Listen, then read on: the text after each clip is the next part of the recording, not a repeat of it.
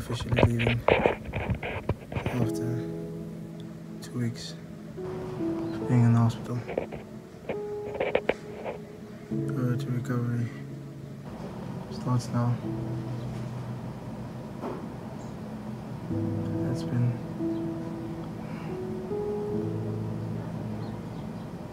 been crazy.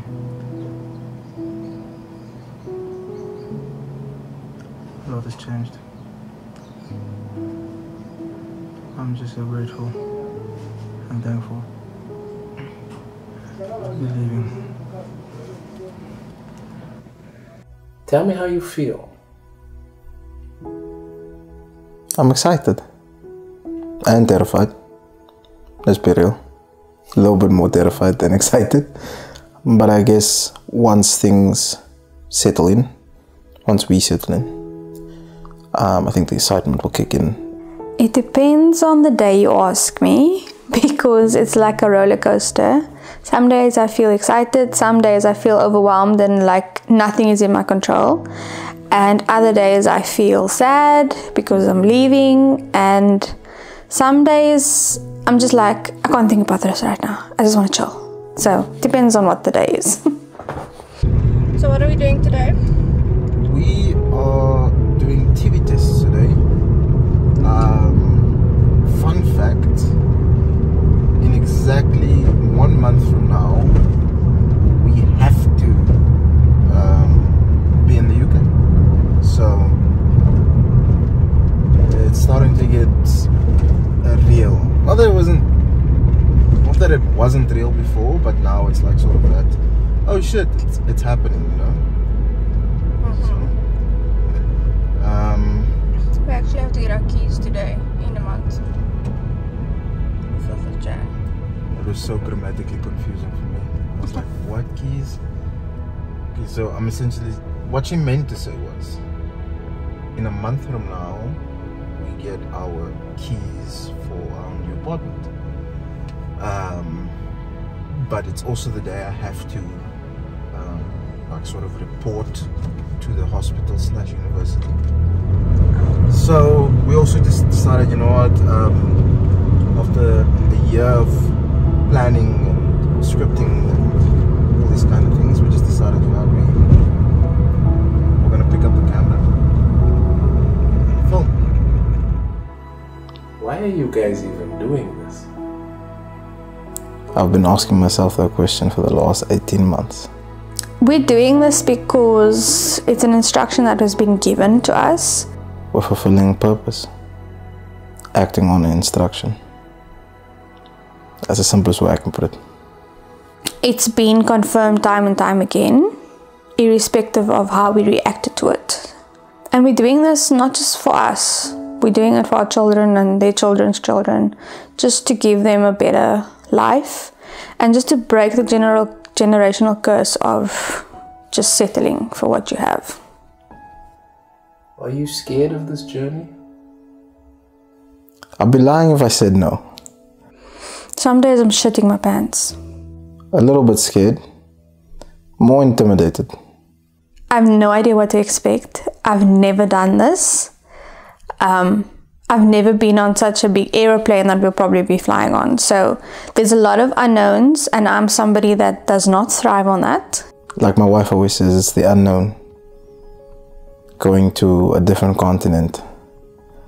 You know, experiences that you've never seen or heard before. You have no idea how to prepare for that, man. So you're flying blind. What are we doing, love? We are about to pay our health surcharge, so it's like health insurance. And then after that we're paying visas. We are delayed, but yeah, that's the theme of the process. How difficult was it for you guys to get to this place? Very, because it wasn't like a one-way street. Be like, okay, you need to get to the end, like with a marathon. Bro, hardest thing I've ever had to do in my life, bro. No doubt. I would say it was difficult, very challenging. Challenging like to me as a person, to us as a couple, going into marriage, all those things combined, it was very, very difficult, but ultimately I know it'll be worth it. I've never done anything quite remotely as crazy, as absurd. I feel like, you know, an Alaskan salmon swimming upstream, bro. Like, it's that far-fetched of a concept. And to be able to do this at this level, at this time, given everything that me and my wife and my family has been through, it requires some next level conviction, man. If you could change anything, what would you do differently? Probably be more organized. So I am very organized already, but I always feel like something's out of my control. But stupid things aside, I think that the only thing I would have changed and that I would have loved to have was my mother-in-law to do this with us. That's like the only thing I think that would have made this easier. To be honest, bro, when you align yourself the way I've aligned myself with God, you always hear about faith. It's well studied, well preached, regardless of what you believe in or who you believe in. Faith is this constant. You gotta have faith, man. But there's another level after faith. It's called belief, where you have total conviction in what you are set out to do. It's when you believe in something, regardless of circumstance and challenge. So I just wish I started believing a little bit sooner. So obviously 18 months later, here we are, like visa appointments have now been set, but there's a spanner in the werke, spanner in the works. Basically, they told us that both of us would be eligible because we're Namibians to get priority visa, which is a fee that you pay so that they can essentially just speed up the process of your visa. Okay, good and well. So there we do all of that.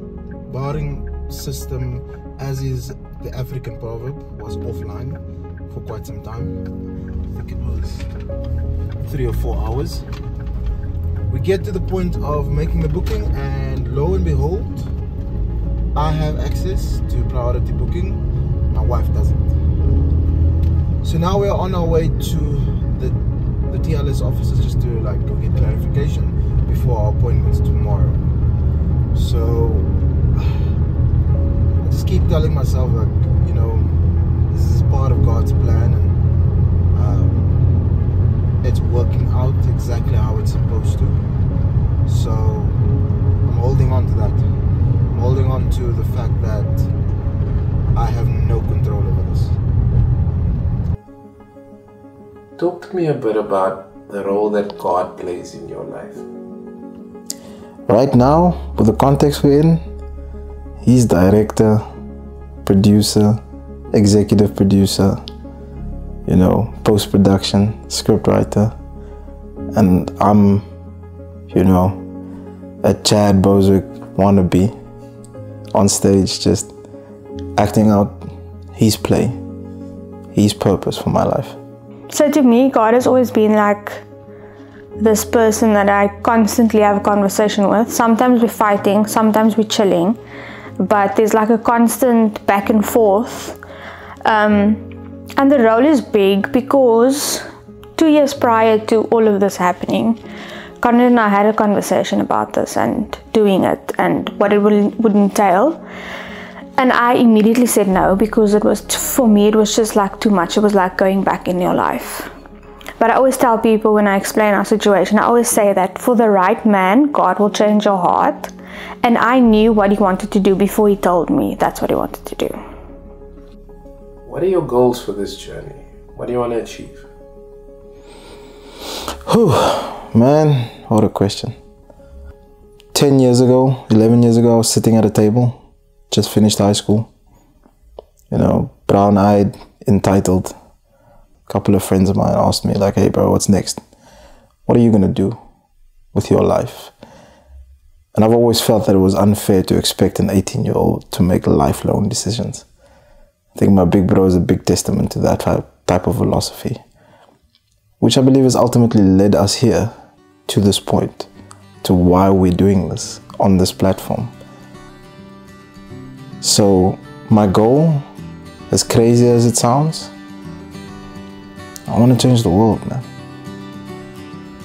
So what if God came to you right now and said you have to give it all up, this entire chapter of your life, and start over, but with Him as your foundation?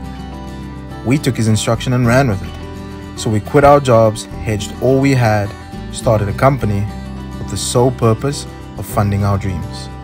We packed it all up, got on a plane, and in between, we decided to pick up a camera. Honestly, we had no idea what would come from this.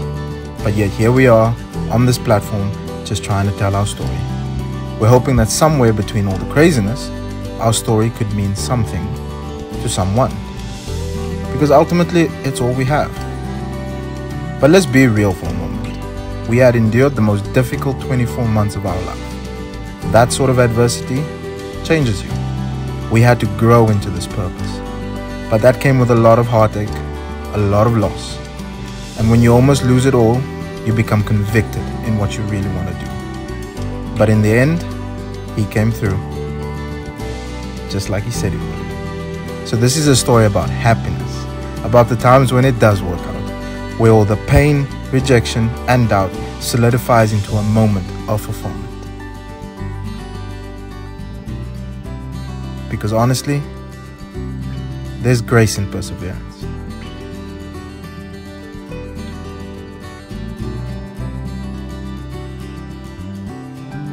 Look, don't get me wrong, there's no manual for chasing purpose. There's no how to start over book when you're going against all norms and betting on yourself. But that's what we'll be doing from here on out. We're doing it this way. Because honestly, there's no right or wrong way. So from here on out, we're going to live life on our terms, our way, the Barnes way.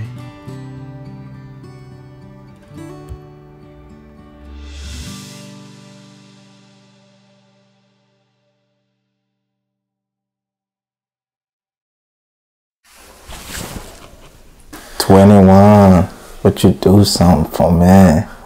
Would you take it to the house though for me? Can you just be normal? 21. Would you do something? 21. Okay, sorry man, sorry. Bloopers. Focus. Okay. Dude, I'm a High School Musical junkie, so. Peace out.